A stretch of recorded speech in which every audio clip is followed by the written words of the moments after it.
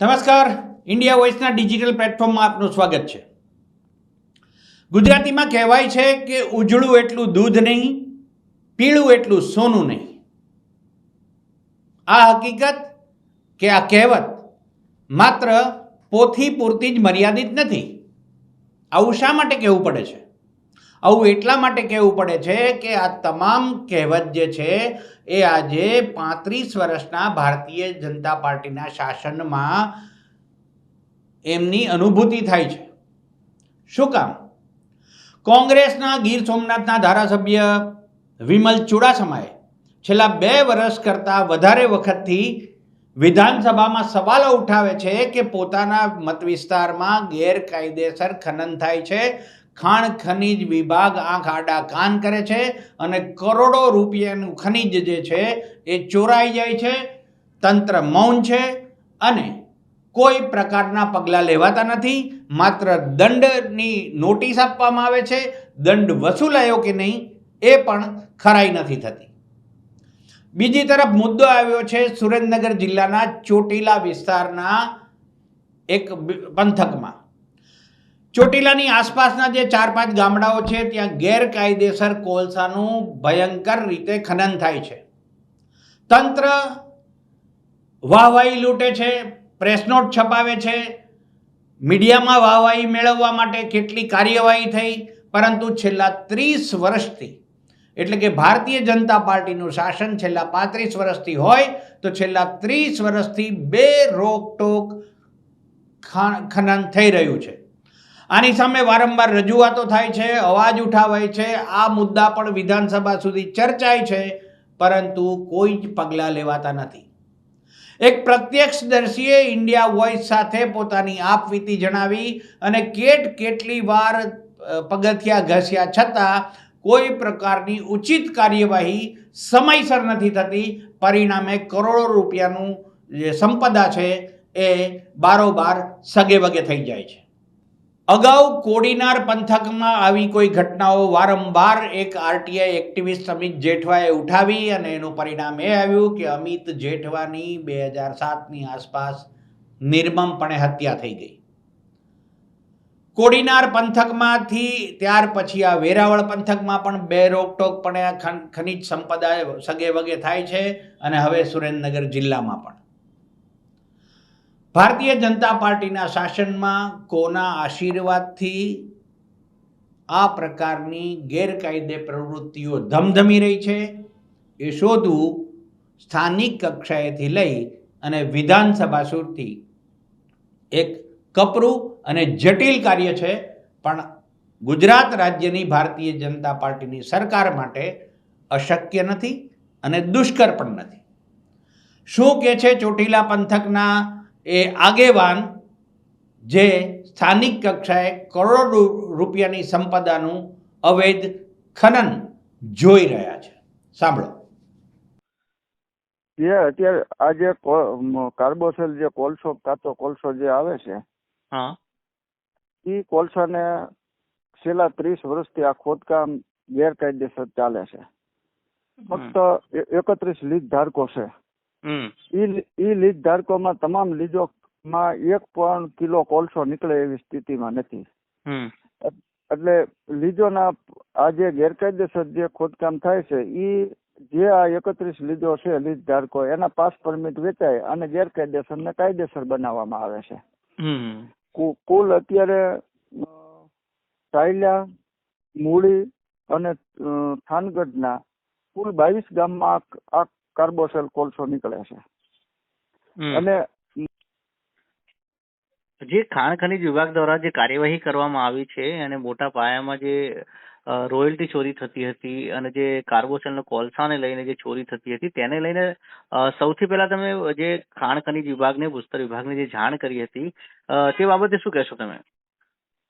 જી, આ જે કોલસો છે કાર્બોસેલ, એ કાર્બોસેલના છેલ્લા 30 વર્ષથી ગેરકાયદેસર ખોદકામ ચાલી રહ્યું છે અને બેરોકટોક ચાલી રહ્યું છે. ત્યારે આ જે આનેથી જે પર્યાવરણને, ખનિજ સંપદાઓને જે નુકસાન થઈ રહ્યું હતું એ નુકસાનને લઈને અમે અનેક વખત રજૂઆતો કરેલી, પણ એ રજૂઆતો અમારી કોઈ ધ્યાનમાં લેવામાં આવેલી નહીં. અને આમાં રાજકીય આગેવાનો, અધિકારીઓ સહિત તમામ વિભાગો પણ સંડોવાયેલા છે. મોટા મોટા અત્યારે એક કોલસાનો કૂવો જે ચાલતો હોય તેનો 1,70,000 જેવો એનો હપ્તો હોય છે. અને એ હપ્તો ચૂકવતા ખનીજ માફિયાઓ હપ્તો ચૂકવી દે એટલે કોઈ પણ રોકટોક વગર તેઓને આ ધંધો સતત ચાલુ રહેશે. જે તમે આક્ષેપ કરો છો કે જે આ હપ્તો ચૂકવાય છે એ હપ્તો કોને આપવામાં આવે છે? હપ્તામાં મામલતદાર આવી જાય, મામલતદાર કચેરી, ખાણ ખનીજ વિભાગ અને પોલીસ વિભાગ, આ 3 વિભાગ મુખ્ય હોય છે. આનો જે વહીવટ છે એ પોલીસ વિભાગ કરતો હોય છે અને ખાણ ખનીજ વિભાગ કરતો હોય છે. પૈસા લેવા માટેનો કોઈ વહીવટદાર હશે કેવો કોઈ નામ એનું કે જે આ લોકો પાસે એમનો વહીવટ પહોંચાડતો હોય એવો કોઈ વ્યક્તિ? વહીવટદારો તમામમાં બદલાતા જતા હોય છે. એક વહીવટદાર ન હોય. કુલ વહીવટદારો કોલસામાં પોલીસ વિભાગ, મામલતદાર વિભાગ અને ખાણ ખનીજ વિભાગના થઈને કુલ 32 વહીવટદારો થાય છે. અને 32 વહીવટદારો જે છે એ આ રીતના વહીવટ કરી અને હપ્તો ગાંધીનગર સુધી પહોંચાડતા હોય છે. એટલે હપ્તા, તમારું એવો આક્ષેપ છે કે આ હપ્તા ઠેઠ ગાંધીનગર સુધી પહોંચે છે? હા, ઓફકોર્સ ગાંધીનગર સુધી હપ્તા પહોંચે છે તો જ આવડું મોટું ચાલી રહે. કારણ કે દર વર્ષે 30,000 કરોડ રૂપિયાનો ધંધો છે. આ કોઈ નાનો હુંનો ધંધો નથી. તો અત્યારે તો આ જે ખાણ ખનીજ વિભાગ દ્વારા, ભૂસ્તર વિભાગ દ્વારા કાર્યવાહી કરવામાં આવી છે, મામલતદારની જેની પ્રતિક્રિયા પણ સામે આવી છે, તો તેનું શું? જે કાર્યવાહી કરવામાં આવે છે એ કાર્યવાહી ખાલી દેખાવ પૂરતી હોય છે. 6 કલાકની અંદર કયા ખનીજ માફિયાઓના લિસ્ટ જાહેર કર્યા, એમાં કયા ખનીજ માફિયાને જેલમાં ધકેલો, કયા ખનીજ માફિયા ઉપર કાયદેસર કાર્યવાહી કરવામાં આવી, એક પણ નહીં. ફક્ત ને ફક્ત આ જે છે એ રેડ કરવામાં આવે છે, રેડને બિનવારસી બતાવવામાં આવે છે. બિનવારસી બતાવી અને એનો કોઈ ખનીજ ખોદકામ કરનાર 1000 ટન કોલસો અહીંથી નીકળી ગયો તો ખનીજ ખોદકામ કરનાર એક પણ ખનીજ માફિયા સામે કાર્યવાહી થઈ હોય એવું એક પણ રેકર્ડ ઉપર નથી. બિનવારસી કોલસો જપ્ત કર્યો માની લઈએ આપણે, પણ જે વાહનો જપ્ત કર્યા હોય તો વાહનોના આધારે તો આપણને વારસદાર મળે ને, એનો કોણ છે વારસદાર?